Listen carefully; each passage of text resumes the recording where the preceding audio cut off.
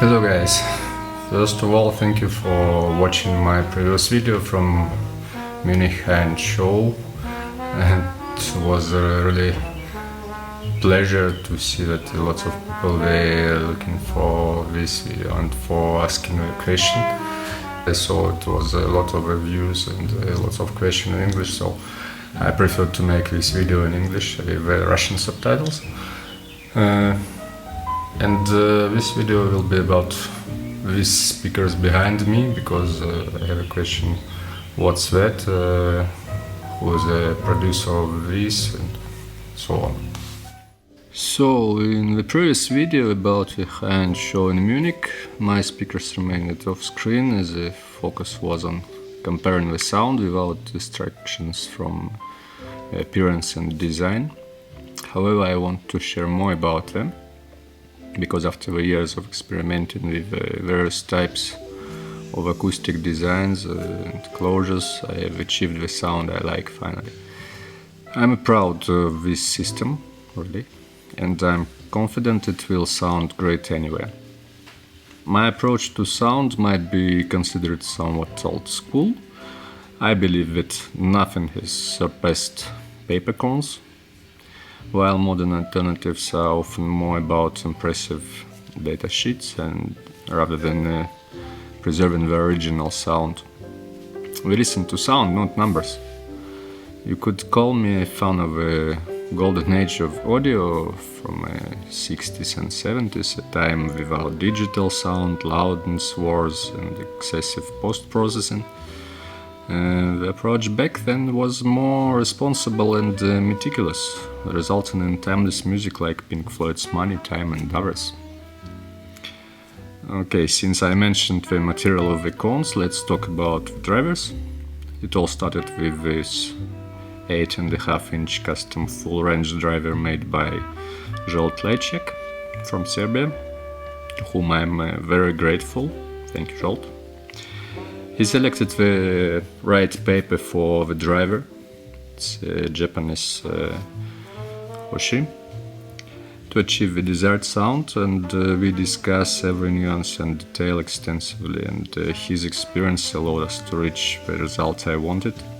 And this driver's feature is their field coils with a large electromagnet you can see behind it. So it's 12 kilos for each driver, and they require a power supply.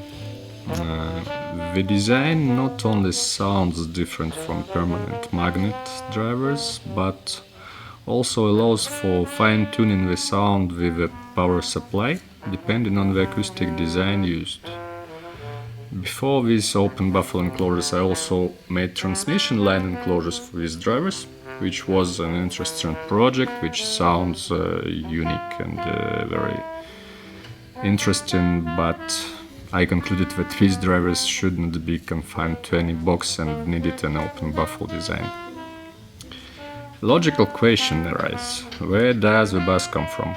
While these drivers can play quite low, but they can't cover the entire frequency range from 20 Hz to 20 kHz for sure. I considered several candidates for bass support.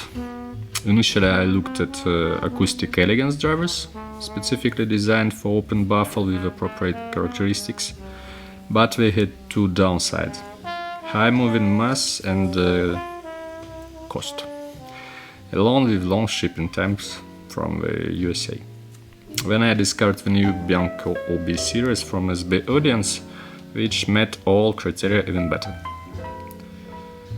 After receiving all the drivers, I built several prototype enclosures, conducted numerous measurements and listening tests to find the best way to integrate them, ensuring the full-range driver's character wasn't lost and the bass complemented it seamlessly. I started with a classic crossover design, but the results was absolutely disappointing, as it lost the original magic of a full-range driver sound, which sounds great even without any enclosure. In discussing with the fellow engineer, he suggested a simple yet challenging idea. leave the full range driver unfiltered, allowing to play its entire range, and integrate the bass and high frequencies from below and above respectively, with crossovers designed to overlap at the natural roll-off points of the full range driver in this exactly open baffle design.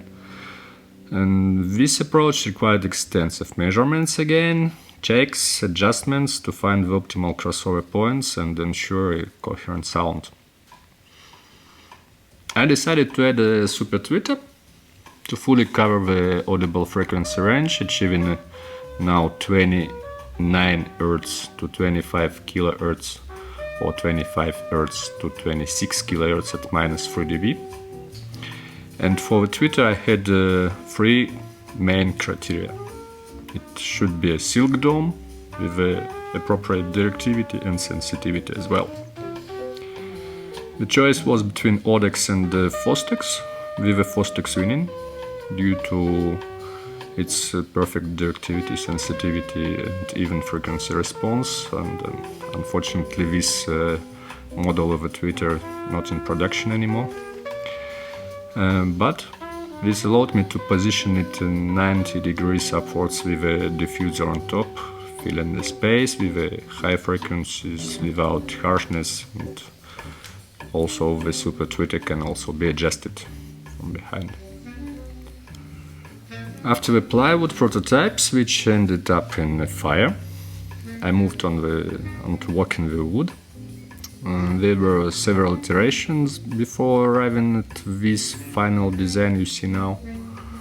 All the work from circular saw cutting, CNC machining, assembly, sanding, polishing, and the final oil treatment. Here you can see the baffle, which have 5 layers of Danish oil. No any other things. So all this was done by me in my home workshop, which is also my garage in its previous life. And the design of a baffle is to place all the acoustical centers of the drivers on the same line, so you don't need to, so it's physically aligned in terms of delay. Out of various wood options I choose swardwood.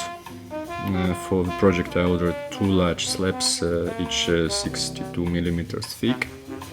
Got to create one speaker with a 35 degree angle sides, a top shelf for a super tweeter and the bass.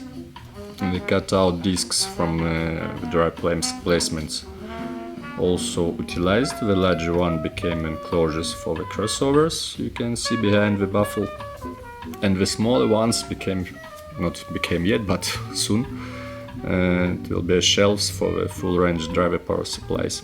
The final stage involved repeated measurements and adjustments to the crossover designs again. Currently it's seventh iteration, 7th version, to account for the final baffle construction and the driver interactions. And the speakers operate in B amping mode. The bass section is powered by 2 self-made AB class monoblocks you can see aside, and the full range driver and tweeter are driven by a custom EL35 tube amplifier made several years ago.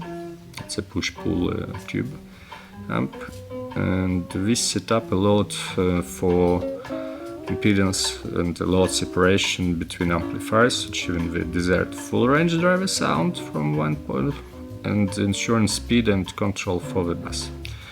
In terms of sensitivity, if you're interested in it, around 96-98 dB per watt. So with this push-pull tube amp, which have 24 watts per channel, it's more than enough. And from the start of development to what you see now, the project took about 4 months, from initial idea, all the sketches, calculations, design and measurements, etc. and it's still not entirely finished, as I said, with a few minor but necessary tweaks planned. These adjustments are mostly design details and shouldn't affect the sound, but I hope probably I can improve it as well. So every aspect of this project, from sound to appearance, meets my standards, which are very tough, and both inside and outside. Once again, thank you for watching, and if you have any question, you can write it down in the comments. And thank you. See you soon. Bye.